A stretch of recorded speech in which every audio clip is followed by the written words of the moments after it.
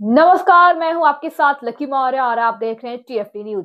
इस वक्त की सबसे बड़ी खबर बिहार की राजनीति से है, जहां राजद की अंदरूनी कला एक बार फिर खुलकर सामने आ गई है और राज सुप्रीमो लालू प्रसाद यादव के साले और पूर्व सांसद साधु यादव गुस्से में है। इस बार उनका निशाना है सीधे सीधे कांग्रेस पार्टी, जहां साधु यादव ने न सिर्फ राज्य की मौजूदा हालात के लिए कांग्रेस को जिम्मेदार ठहराया, बल्कि साफ साफ कह दिया कि अब वक्त आ गया है कि राज्य को कांग्रेस से सारे रिश्ते तोड़ लेना चाहिए। तो आखिर साधु यादव इतने नाराज क्यों हैं?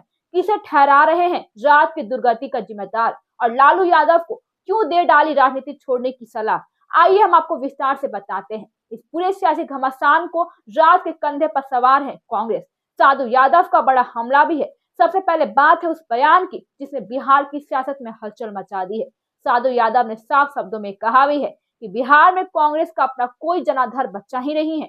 उनका कहना है कि कांग्रेस आज भी जो भी वो वोट पा रही है वो सिर्फ और सिर्फ राज के कंधों पर सवार होकर पा रही है।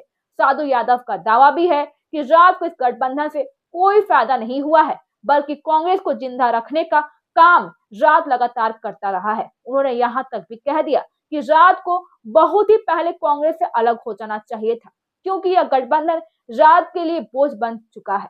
और क्या इंडिया गठबंधन में बढ़ रही है दरार? साधु यादव का यह बयान ऐसे वक्त में आया जब बिहार में इंडिया गठबंधन के भीतर ही सीट शेयरिंग और नेतृत्व को लेकर पहले से ही असंतोष की खबरें सामने आ रही हैं। लेकिन एक तरफ कांग्रेस अपने आप पुराने जनाधार को तलाश रही है, तो दूसरी तरफ राजद खुद को बिहार की सबसे बड़ी विपक्षी ताकत मानती है। ऐसे में साधु यादव का यह बयान सिर्फ व्यक्तिगत नाराजगी नहीं है, बल्कि राज के अंदर पनपन रही है, और यही गहरी बेचैनी का संकेत माना जा रहा है। अब बात है उस विवाद की जिसने राजनीतिक बयानबाजी को और भी हवा दे दी है। राबड़ी देवी के सरकारी आवास में गमले और सामान ले जाने को लेकर जदयू ने सवाल उठा दिए थे, और जदयू प्रवक्ता नीरज कुमार ने इस मामले में जांच की मांग भी की थी, जिस पर साधु यादव भी भड़क उठे, जिन्होंने कहा भी कि राबड़ी देवी और लालू यादव कोई साधारण लोग नहीं है, बल्कि राज के बड़े और कद के नेता हैं। साधु यादव ने नीरज कुमार को नसीहत देते हुए कहा कि इस तरह की ओछी और ओछी राजनीति शोभा नहीं देती है।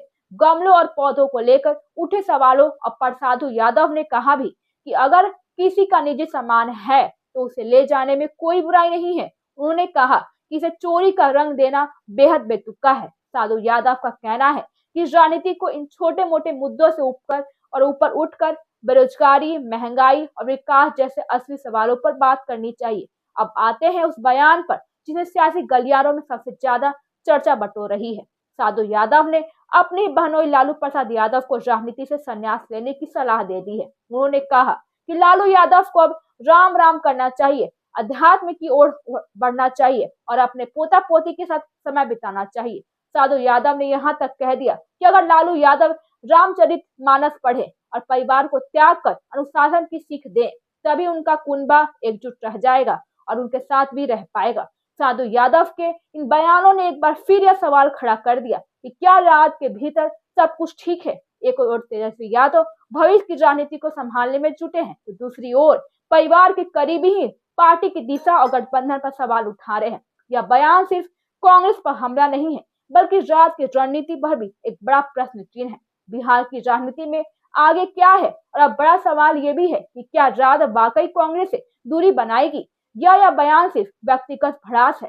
क्या इंडिया गठबंधन में नई दरार देखने को मिलेगी, और क्या लालू परिवार के भीतर मतभेद और गहराएंगे? इन तमाम सवालों के जवाब आने वाले दिनों में बिहार की राजनीति में तय करेगी। लेकिन फिलहाल इतना तो तय है कि साधु यादव के इस बयान ने राजद, कांग्रेस और जदयू तीनों के लिए सियासी तापमान बढ़ा भी दिया है। अभी फिलहाल के लिए बस इतना ही। मैं हूं आपके साथ लकी मौर्य, टीएफडी न्यूज पर। हमारे चैनल को सब्सक्राइब कीजिए और शेयर कीजिए।